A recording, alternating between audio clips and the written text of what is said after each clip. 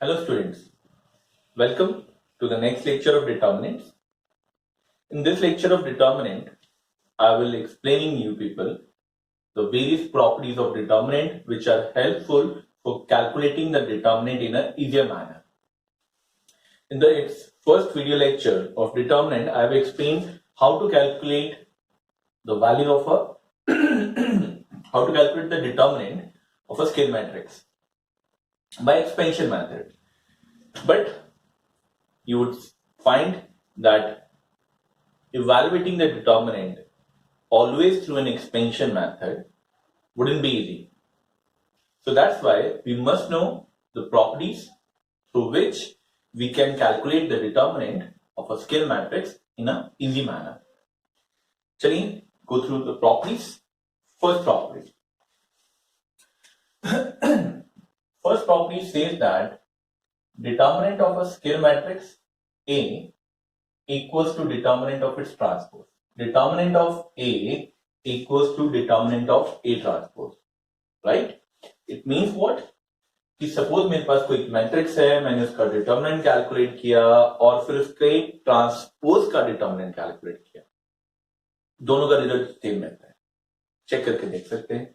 Let's go with an easiest example. Let's suppose I have taken a matrix of order 2 cross 2, 3, 1, 2, let's say 2 liters.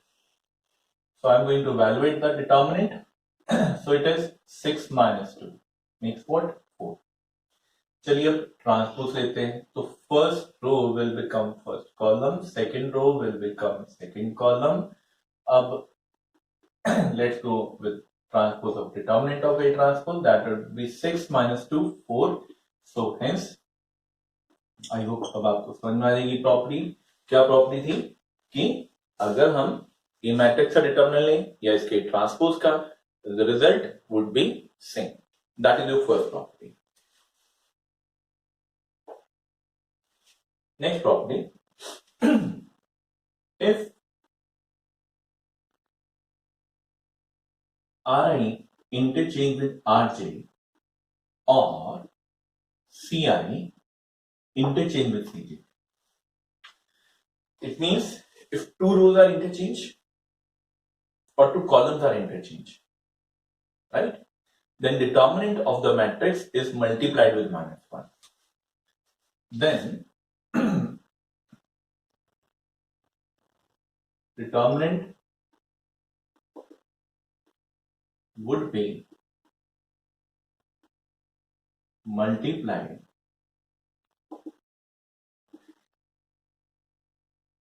with minus 1. Or in other words, चलिए पहले example फिर से वही. Let's say I have taken matrix A. If I follow the operation that is R1 interchange with R2, A matrix में मैंने operation लगाया तो first row will become 2 2, second row will become 3 1. Let's suppose obviously this is not matrix A, तो कुछ operation लगा के change हो गया मैट्रिक्स, तो उसको B नेम दे दिया. अब इस मैट्रिक्स का ट्रांसपोज कैलकुलेट करके देखते हैं. तो 2 minus 6 minus 4. Therefore, determinant of new matrix is minus 1 into determinant of previous matrix. That was the property. क्या प्रॉपर्टी बन के आई है? If I interchange two rows or two columns, determinant would be multiplied with minus 1, right? So this is our second property.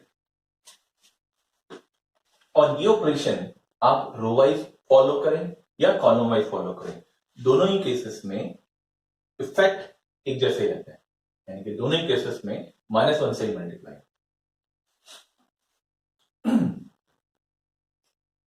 Third property, if any two rows or columns are identical, if any two rows or two columns are identical, determinant of that matrix would be 0. Then determinant of that matrix would always be equal to 0. It means मैंने ये कहा कि कोई भी दो रोज या दो column अगर आइडेंटिकल हैं तो उस मैट्रिक्स का डिटरमिनेंट 0 के इक्वल है. Let's go with an example. Let's suppose this time I'm taking as matrix C and I'm taking an order 3 cross 3 this time. 3, 1, 2, 4, 5, 4,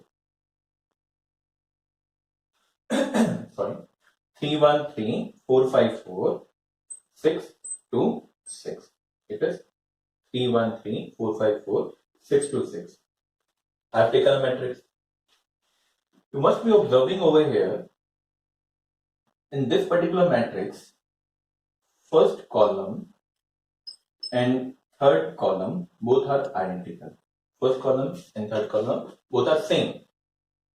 Now I'm going to calculate the determinant of this matrix. Let's see whether this property holds, and accordingly what should be that determinant of this matrix should be equal to 0. Calculate करके देखते हैं. चलिए C matrix का मैं determinant calculate कर रहा हूँ. Expansion along R1. So 3 को pick किया. It becomes what? 30 minus 8. 1 को pick किया with the negative sign. Why? Because position का sign I have told you positive, negative, positive. It is 24 minus 24.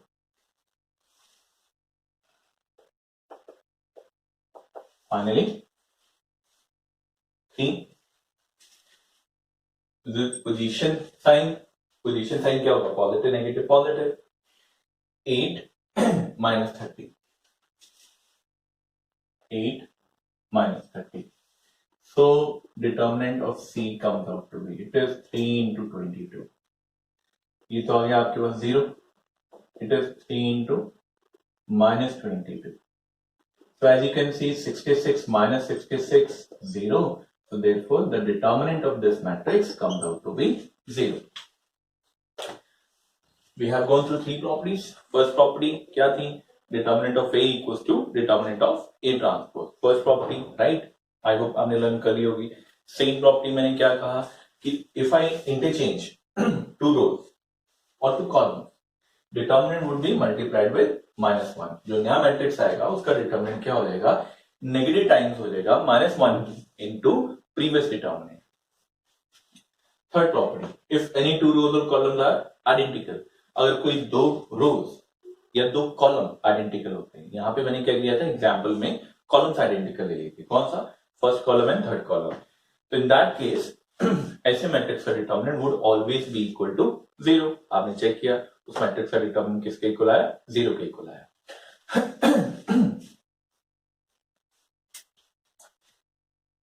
Next, if Ri tends to k times of Ri or Ci tends to k times of Ci. Now इस operation का क्या meaning हुआ? Suppose मैंने किसी एक रो को constant से multiply किया. जब एक रो को कांस्टेंट से मल्टीप्लाई किया इसका मतलब बना each element of that matrix is multiplied with the constant. Or it could be like this, if I have multiplied column with a constant. Again, as I'm saying, if I have multiplied a column with a constant, it means each element of that column would be multiplied with the same constant. Then in that case, determinant would be multiplied with the same constant. Determinant would be multiplied with same constant. तो in that case, determinant भी क्या हो जाएगा? Same constant से multiply हो जाएगा. कैसे है? आप इसी एग्जाम्पल को पिक करते हैं. A matrix was given, determinant हम इसका कैलकुलेट कर चुके हैं, राइट? अब मैं क्या करता हूं, इस मैट्रिक्स में let's say R1 tends to 3 times of R1. It means what? First row would be multiplied with 3, and each element of that matrix, each element of that row would be multiplied with 3. तो पहली बात तो जो नया matrix आएगा वो क्या बन के आएगा, 9 3 first row, second row 2 2। Let suppose इसको मैं डी मैट्रिक्स नेम दे देता हूं। तो अब इसका डिटर्मिनेंट चेक कर लेते हैं। डी मैट्रिक्स का डिटर्मिनेंट 9 टू द 18 माइनस 6 कितना आया 12। अब अगर आप ऑब्जर्व करो प्रीवियस मैट्रिक्स जो था उसका डिटर्मिनेंट था 4, तो ये आया है 3 times the 4। It means what, जो नया मैट्रिक्स का डिटर्मिनेंट है 3 times the old matrix determinant. तो प्रॉपर्टी में ये कहती थी कि अगर किसी एक रो या कॉलम के हर एक एलिमेंट को कांस्टेंट से मल्टीप्लाई कर दिया जाए तो डिटर्मिनेंट भी सेम कांस्टेंट से मल्टीप्लाई हो जाता है। दैट्स व्हाई डिटर्मिनेंट भी कितना है 4 into 3 that is 12, right. That was property number 4।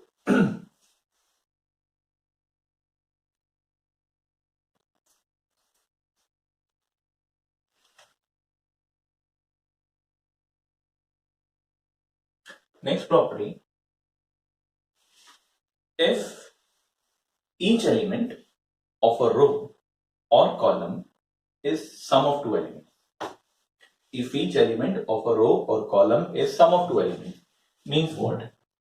देखिए, suppose first row है A1, B1, C1, second row A2 plus A3, B2 plus B3, C2 plus C3, D1, D2, D3। ना उसका क्या मतलब बन गया, if each element of a row और column में सम ऑफ टू एलिमेंट्स। जरा चेक करिए क्या सेकंड रो का हर एक element sum of two elements है, ये है, हर एक element is sum of two element. Then this determinant can be expressed as sum of two determinant.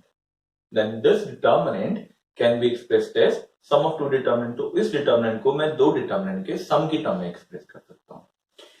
तो इसका मतलब ये बना कि this determinant is equal to sum of two determinant. तो वो दो डिटर्मिनेंट कौन से होंगे, और in another way this determinant can be broken down as a sum of two determinant और can be expressed as sum of two determinant. तो इस डिटर्मिनेंट को दो डिटर्मिनेंट की फॉर्मेट में ब्रेक करके दिखाना है। तो वो कैसे फिजिबल है, क्या कैसे करके दिखाना है, मतलब उसके एलिमेंट्स क्या होंगे। उस रूल को समझने के लिए आप ऐसे समझेंगे if I need to express this determinant as sum of two determinant as second row each element in second rows each element is sum of two element, तो ये determinant की जो breakdown होगा वो भी along second row ही होगा। means what, इसका मतलब ये है कि बाकी रो as it is रहेंगी, बाकी रो as it is रहेंगी means first row A1 B1 C1 same over है A1 B1 C1। तो फर्स्ट रो दोनों में एज इट इज रहेगी, सेम है थर्ड रो भी एज इट इज रहेगी D1 D2 D3 D1 D2 D3। As I said क्योंकि सेकेंड रो इज का हर एक element sum of two element है, तो यहां पे जो ब्रेकिंग होगी वो भी अलोंग सेकेंड रो ही होगी। अब सेकेंड रो में आप क्या करेंगे, सेकेंड रोज ईच एलिमेंट में आपने क्या किया, सपोज फर्स्ट डिटर्मिनेंट में A2 B2 C2 को रखा, तो सेकेंड डिटर्मिनेंट में आप A3 B3 और C3 को रखेंगे। अब अगर इनका सम करेंगे तो ये इस डिटर्मिनेंट के इक्वल होगा, या रिवर्स इस डिटर्मिनेंट को दो डिटर्मिनेंट के सम की टर्म में हम एक्सप्रेस कर सकते हैं। कंडीशन ये है कि आपके पास कोई एक रो या कॉलम का हर एक element sum of two element हो, तो उस डिटर्मिनेंट को दो डिटर्मिनेंट की टर्म में एक्सप्रेस कर लिया हमने। अब पॉइंट ये था कि उसको डिटर्मिनेंट को दो डिटर्मिनेंट की टर्म में ब्रेक कैसे करना है। तो ब्रेकिंग उसी रो या कॉलम के लॉन्ग होगी इसमें हर एक element sum of two elements है। तो सेकंड रो के लॉन्ग यहाँ पे ब्रेकिंग की, तो उसमें क्या किया, फर्स्ट और third row as it is दोनों डिटर्मिनेंट में सेम लिख लिया। अब अगर फर्स्ट डिटर्मिनेंट में मैंने A2 B2 C2 को कॉपी किया हुआ है, तो अगले डिटर्मिनेंट में रिमेनिंग एलिमेंट्स को कॉपी करना था। अब यहां पे एक पॉइंट भी है, ये कोई जरूरी नहीं था कि A2 B2 C2 simultaneously first element ही पिक करने थे मुझे। मैं ऐसे भी कर सकता था, यहां पे A2 पिक किया, यहां पे B3 पिक कर लेता और सपोज यहां पे C2 लिखा हुआ, तो यहां पे जब मैंने करना था तो A3 C3, बट यहां पे अब B3 नहीं आया क्योंकि B3 यहां पे आ चुका है, तो यानी कि यहां पर क्या आ जाएगा B2. So it means it is all up to you कि कौन सा एलिमेंट कौन से डिटर्मिनेंट में डालना चाहते हो.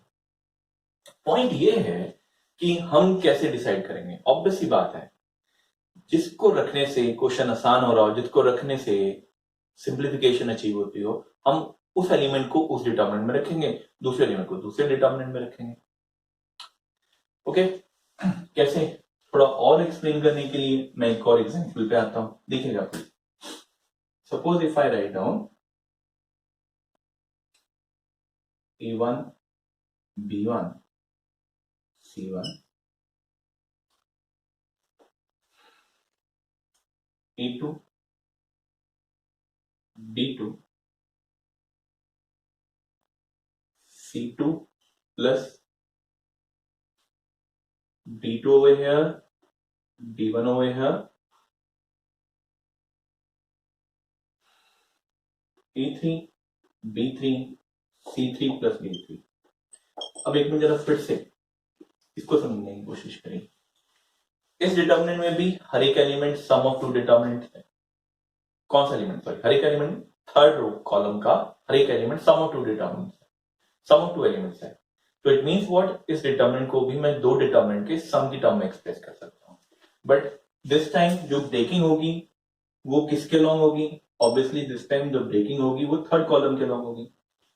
सो A1 A2 A3 B1 B2 B3. तो यहां पे अगर आपने C1 C2 C3 लिखा है तो ऑब्वियसली अगले वाले में आप C1 C2 C3 नहीं लिखेंगे. तो वहां पे आप क्या लिखेंगे, यहाँ पे B1 B2 B3 लिखा है तो अगले वाले में क्या आएगा D1 D2 D3. So that's how we express this determinant as a sum of two determinants. अब let's suppose I want to give a further example of that, but before that एक बार summarize कर लें. First property क्या थी, determinant of A equals to determinant of A transpose. Second property क्या थी, if interchanging two rows or two columns, determinant would be multiplied with -1. Next property क्या थी, if two rows or columns are identical, जैसे कि first and third columns are identical, determinant would of that matrix would always be equal to 0. Next property, if Ri tends to k times of Ri, it means what, if each element of a row or column is multiplied with a constant, determinant would multiply with the same constant. Next property, if each element of a row or a column is sum of two elements, then that determinant can be expressed as sum of two determinants. Right? चलिए आगे. Okay, fifth property को again मैं कुछ example के through explain कर रहा हूं. Suppose determinant is A1 plus lambda times of D1, A2 plus lambda times of D2, A3 plus lambda times of D3. B1 B2 B3 and it is D1 D2 D3. Now, as you can see, each element of R1 is sum of two elements. So, using that property, I can express this determinant as sum of two determinants. तो अब breaking जो होगी वो किसके long होगी, R1 के long होगी. तो B1 B2 B3 D1 D2 D3 ये तो रखे हमने यहां पर. B1 B2 B3 D1 D2 D3. Now अगर मैं फर्स्ट में A1 A2 A3 मार्क कर देता हूं तो नेक्स्ट में क्या मार्क करूंगा मैं, lambda D1 lambda D2 and lambda D3. But अब एक ही चीज ऑब्जर्व करिए, अगर मैं ऐसे लिखता हूं तो मुझे इसकी एडवांटेज क्या हुई, एडवांटेज यहां पर हुई अगर मैं फर्स्ट रो से लैम्डा कॉमन ले लेता हूं. So what I have been left with D1 D2 D3 B1 B2 B3 and D1 D2 D3 again R1 और R3 क्या बन गए आइडेंटिकल। अगर दो रोज आइडेंटिकल होते हैं तो डिटर्मिनेंट क्या हो जाएगा इसका zero. Any number multiplied with zero would be zero. So हमारे पास दो डिटर्मिनेंट से एक डिटर्मिनेंट बन के आ गया और ज्यादा सिंप्लीफाइड फॉर्मेट में आ गया। अब उसकी फर्दर हम इवैल्यूएशन इजी वे से कर सकते हैं। अब यहां पे पॉइंट क्या था, मेजर पॉइंट यही था कि मैंने फर्स्ट डिटर्मिनेंट में a1 a2 a3 लिखा तो सेकंड वाले में lambda d1 lambda d2 lambda d3 लिखा। ये भी पॉसिबल था कि मैं यहाँ पे फर्स्ट वाले में a1 लिखता बट सेकंड वाले में लैम्डा d2 और यहाँ पे मैं क्या करता a3 लिख देता। बट एक मिनट सोच के देखिए, अगर मैंने यहाँ पे लैम्डा d2 लिखा है तो मुझे यहाँ पे a2 लेना पड़ता, तो उसका कोई बेनिफिट होता। जैसे यहाँ पे ये सिंप्लीफिकेशन अचीव कर पाया मैं कि मैं लैम्डा कॉमन ले पाया, तब इन दैट केस मैं R1 से लैम्डा कॉमन ही ले सकता था, यानी कि उस केस में तो कोई बेनिफिट ही नहीं हो रहा था। That's why I was saying कि ये आपकी चॉइस है कि आपने कौन सा एलिमेंट कौन से डिटर्मिनेंट में रखना है। आपको ये सिलेक्शन समझ में आनी चाहिए कि किसको कहां पे रखने से क्या एडवांटेज पिक हो सकती है। One more point over here, आप लोग ये सोच रहे होंगे कि मैंने कॉमन कैसे ले लिया। ये उसी प्रॉपर्टी को रिफ्लेक्ट करता है। अगर मैं ये प्रोसेस को ऐसे इंडिकेट करूं, what I have done R1 tends to R1 divide by lambda. Property क्या थी? प्रॉपर्टी ये थी किसी एक रो को या कॉलम को कांस्टेंट से मल्टीप्लाई करेंगे तो डिटर्मिनेंट भी multiplied with the same constant. जरा इस ऑपरेशन को आप ऐसे भी सोच सकते हैं कि मैंने एक्चुअली क्या किया, R1 को लैम्डा से डिवाइड किया, बट मैं वैल्यू तो नहीं बदलना चाहता था इसकी।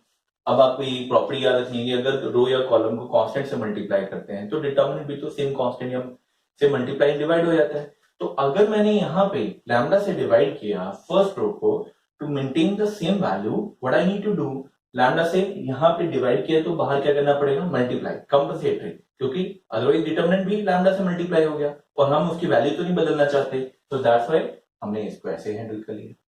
इट मींस व्हाट कि कॉमन लेना और ये ऑपरेशन एक ही चीज को रिफ्लेक्ट कर रहा है, राइट? क्योंकि जब हम ये ऑपरेशन बोलते हैं तो उसका मतलब कंपनसेटरी हमें करना पड़ेगा। क्या करना पड़ेगा, मैंने यहाँ पे लैम्डा से डिवाइड कर दिया तो डिटर्मिनेंट भी लैम्डा से डिवाइड हो जाएगा। मैं वैल्यू नहीं बदलना चाहता हूं तो इस करके लैम्डा से मल्टीप्लाई कर दिया। सो अदरवाइज सिंपल में लैम्डा कॉमन ले लिया, राइट? आई होप इसके लिए दोनों प्रॉपर्टीज की एक्सप्लेनेशन समझ में आई है आपको कि ब्रेकिंग आपकी चॉइस है, कौन सा एलिमेंट कहां रखना चाहते हैं। मोर ओवर ये कॉमन लेने का फैक्टर, इसका मतलब क्या है, वो ऑपरेशन वही है, Ri tends to K times of Ra वाला ऑपरेशन। ओके, ये तो हुई हमारे पास fifth property. Moving towards property number 6। Now in property number 6, property number 6 says if I follow the operation like this, Ri tends to Ri plus K times of Rj, or this operation can be followed column wise also. Ci tends to plus K times of Cj। पहले दोनों operation को समझने की कोशिश करिए। ये operation ये कहता है कि किसी एक रो को कांस्टेंट से मल्टीप्लाई करके दूसरी रो में ऐड या सब्ट्रैक्ट कर दिया, और वो ऑपरेशन आप कॉलम वाइज भी कर सकते हैं। किसी एक कॉलम को कांस्टेंट से मल्टीप्लाई करके दूसरे कॉलम में ऐड या सब्ट्रैक्ट कर दिया। इन that case value of determinant does not change. In that case, value of determinant does not change. तो अगर आप ऐसे कोई ऑपरेशन लगाते हो तो उस ऑपरेशन को लगाने से डिटर्मिनेंट की वैल्यू में कोई चेंज नहीं आता है। कैसे? एक और एग्जांपल समझ के देखते हैं। सपोज मेरे पास इन मैट्रिक्स है इस टाइम 1 2 3 3 2 1 4 5 एंड 4, ये मैट्रिक्स था, राइट? पहले इस मैट्रिक्स का डिटर्मिनेंट कैलकुलेट करते हैं। What would be its determinant along first row expansion की। तो फर्स्ट रो के अलोंग अगर मैं एक्सपेंशन कर रहा हूं तो 1 लिखा, रो और कॉलम को ऐड किया, क्या होगा 8 माइनस 5 3। फिर 2 को पिक किया, पोजीशन का साइन पॉजिटिव नेगेटिव पॉजिटिव, ये साइन कुछ इसकी तरह चलते हैं। तो 2 के अगेंस्ट नेगेटिव साइन लगाया, रो और कॉलम हाइड हुए, तो 12 minus 4। Finally 3 row and column को हाइड किया, 15 माइनस 8 दैट इज 7। तो डिटर्मिनेंट की value I 3, it is 8 to the 16 plus 21, 21 plus 3 24, 24 minus 16 is 8। तो ए मैट्रिक्स के डिटर्मिनेंट की वैल्यू आ गई। अब मैं अगर यही ऑपरेशन जो मैंने कहा है उसको ट्राई करता हूं, if I follow like this, C1 tends to C1 plus 2 times of C3। First column में थर्ड कॉलम को 2 से मल्टीप्लाई करके ऐड कर देता हूं। ऑब्वियसली मैट्रिक्स चेंज हो जाएगा, मैट्रिक्स को मैं बी से नेम दे देता हूं, ऑपरेशन को देखता हूं। 1 में क्या ऐड किया, इसका 2 टाइम्स 6, 6 plus 1 7, इसका 2 टाइम 2 हुआ, 3 plus 2 5, इसका 2 टाइम 8, 4 plus 8 12, 2 2 5 3 1 4। अब अगर हम इस मैट्रिक्स का डिटरमिनेंट कैलकुलेट करें तो what would be 7 row column को हाइड किया, it is 8 minus 5 3, 2 positive negative positive था, 2 with a negative sign, 20 minus 12 it is 8 plus 3, 25 minus 24 it is 1, so it is we have 21 minus 16 plus 3, 21 plus 3 24, 24 minus 16 8, same answer. So I hope now you understand the property. Property says किसी एक रो को constant से multiply करके दूसरी रो में add कर रहे हो या कॉलम वाइज कर रहे हो, किसी एक कॉलम में दूसरे कॉलम को कांस्टेंट से मल्टीप्लाई करके ऐड या सब्ट्रैक्ट कर रहे हो, तो डिटरमिनेंट की वैल्यू में कोई चेंज नहीं आता, डिटरमिनेंट पहले जैसे था वैसे ही रहता। आई होप ये प्रॉपर्टी भी अब आपको क्लियर होगी। सो these are the 6 basic properties that have been mentioned in NCERT। अब इन प्रॉपर्टीज को यूज करके हमें क्वेश्चन फॉलो करना पड़ता है, बट इसके अलावा मैं कुछ और भी एक्सप्लेन करना चाहता हूं लोगों को, देखिएगा प्लीज। लास्ट प्रॉपर्टी जो भी मैंने एक्सप्लेन की और एक ये प्रॉपर्टी, इन दोनों में एक मिनट डिफरेंस को समझिए। If I say that Ri tends to K times of Ri, ये थी पहली प्रॉपर्टी एक्सप्लेन। जो लास्ट प्रॉपर्टी मैंने एक्सप्लेन की वो कुछ इस तरीके से थी, Ri tends to Ri plus K times of Rj। इस केस में no change in determinant, no change in value of determinant. In that case determinant is multiplied with K। इन दोनों प्रॉपर्टीज में आपको डिफरेंसेस को समझना है। जो फर्स्ट प्रॉपर्टी कहती है वो क्या कह रही है, it says that if a row, each element of a row और column is multiplied with the constant, तो डिटरमिनेंट भी सेम कांस्टेंट से ही मल्टीप्लाई हो जाएगा। बट ये प्रॉपर्टी कुछ उस तरीके से एक्सप्लेन नहीं कर रही, ये कह रही है कि आपने R3 को कांस्टेंट से मल्टीप्लाई करके R1 में ऐड किया, यहां पे नहीं इसको कांस्टेंट से मल्टीप्लाई करके लिखा, दूसरी रो में ऐड या सब्ट्रैक्ट कर दिया, तो डिटरमिनेंट में कोई चेंज नहीं आएगा। सो प्लीज दोनों प्रॉपर्टीज में डिफरेंस को समझना आपने। Right, one more important point over here, ये प्रॉपर्टी की एक्सप्लेनेशन ये भी हमें समझा रही है कि किसी रो को कांस्टेंट से मल्टीप्लाई कर रहे हैं तो डिटरमिनेंट भी उसी कांस्टेंट से मल्टीप्लाई हो रहा है। Please try to understand this. Suppose मेरे पास एक मैट्रिक्स 1 2 3 3 2 1 4 1 2, डिटरमिनेंट की वैल्यू भी निकाल लेते हैं। 1 it is 4 minus 1, then it is 2 with a negative sign, 6 minus 4 2 plus 3 को साइड पर रखा था, मतलब मैं फर्स्ट रो के लॉन्ग एक्सपेंशन कर रहा हूं सारे।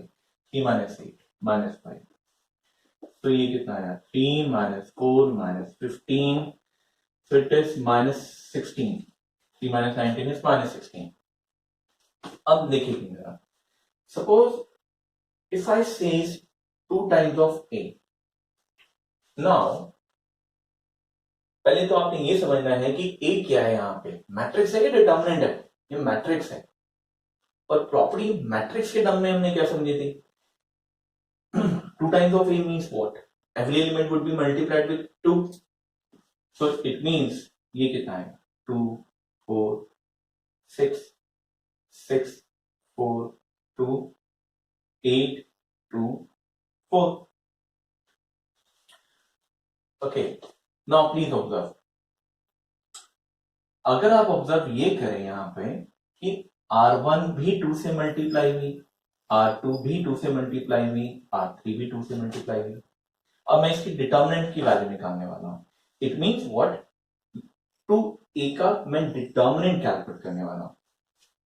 एक मिनट जरा डिफरेंस समझिए। ए मैट्रिक्स ये था, जब मैं ए का डिटर्मिनेंट निकाल रहा था तो मतलब इसका डिटर्मिनेंट निकाल रहा था 3, 2, 1, 4, 1, 2।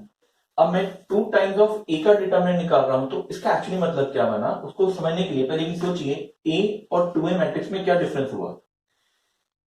फर्स्ट रो 2 से मल्टीप्लाई हो चुकी है।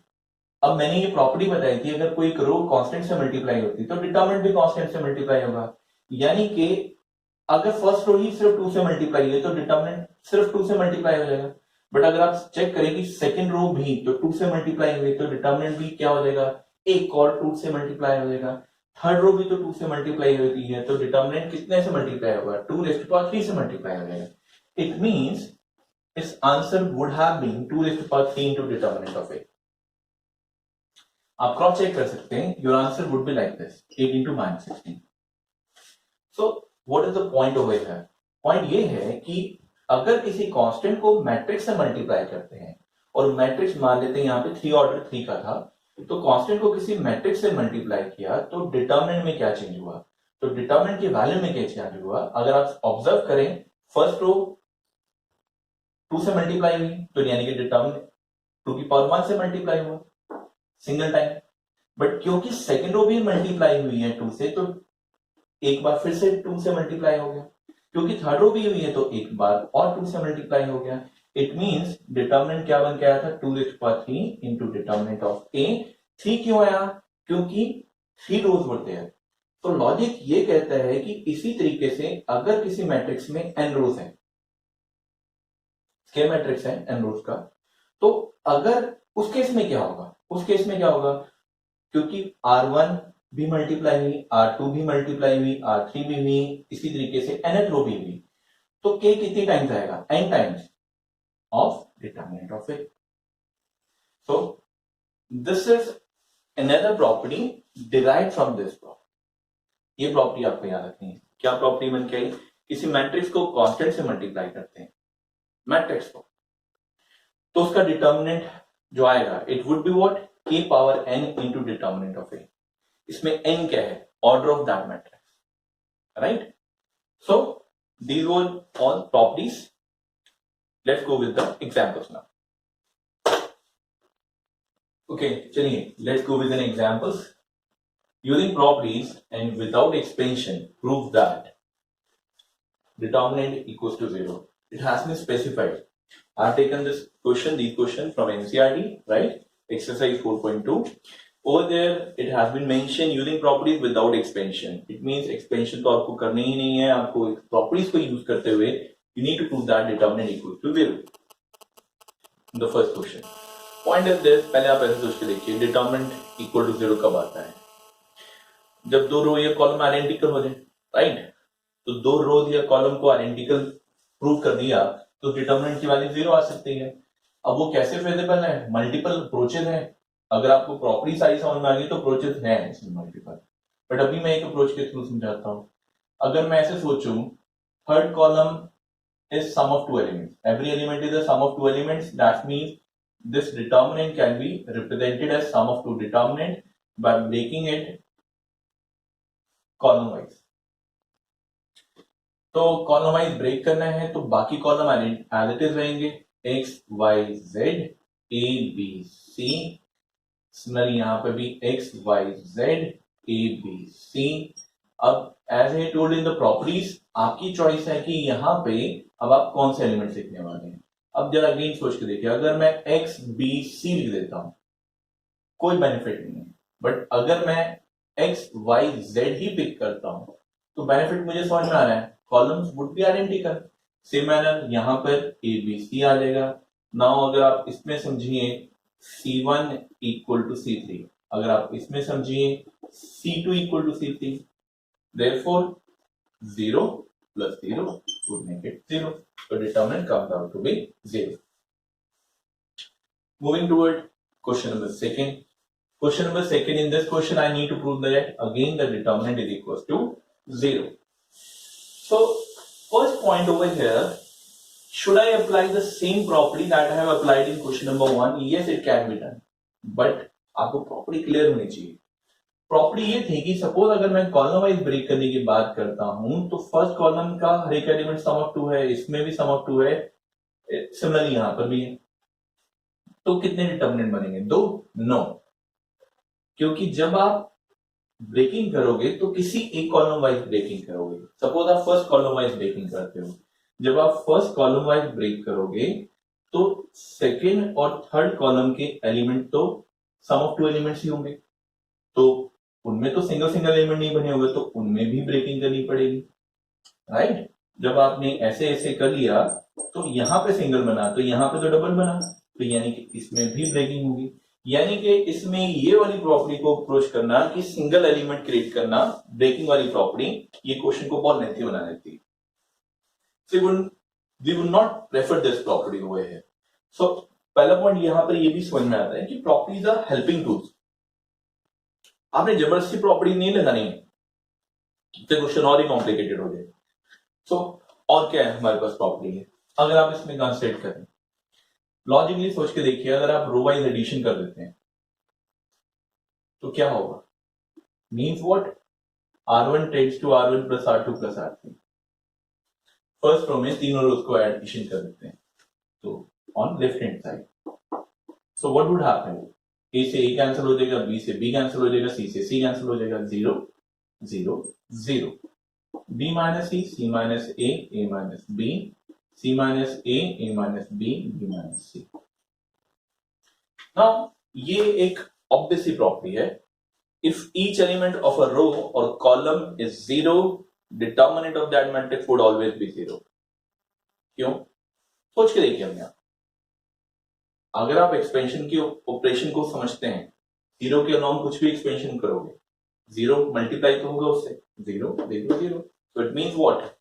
So as each element of a first row is equal to 0, so that's why the determinant is equal to 0 over here. Now next one, question number 3. Again I need to prove the determinant equal to 0.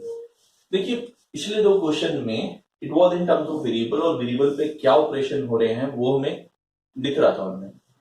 यहां पे constant की term है, और यहां पे एक इसमें क्या ऑपरेशन लगा हुआ है या इसका इससे कैसे रिलेशन है, ऑपरेशन वाइज वो ऐसा कुछ नहीं लिखा हुआ कि कॉलम 1 का कॉलम 2 से ऑपरेशन क्या बन के आ सकता है, कुछ ऐसा नहीं लिखा हुआ.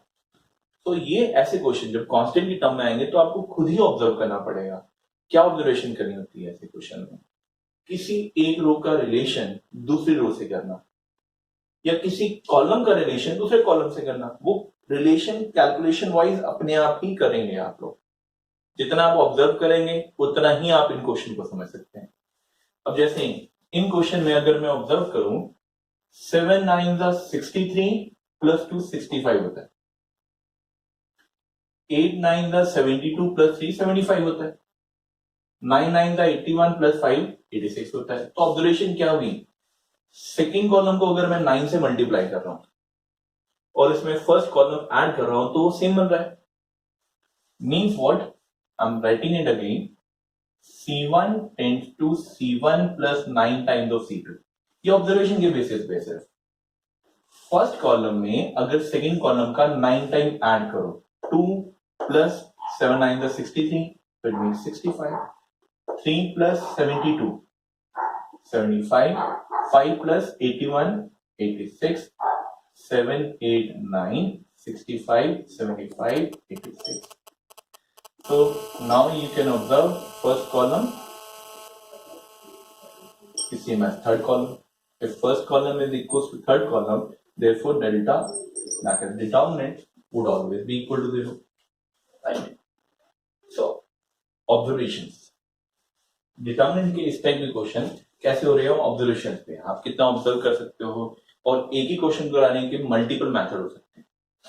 मैंने इन सब में एक ही मेथड सबका डिस्कस किया, बट इन क्वेश्चन पे अप्रोचेस लगाए हैं, तो आप और भी वे से उसी क्वेश्चन को कर सकते हो. चलिए इसी को ऑब्जर्व करके बताता हूँ. जैसे थर्ड क्वेश्चन था, क्या सिर्फ इसी ऑपरेशन से डिटर्मिनेंट 0 प्रूव किया जा सकता है? नहीं, ऑब्जर्वेशन ये जरूर है, बट कैसे आप उसको अप्लाई करते हो वो आप पे आती है बातें.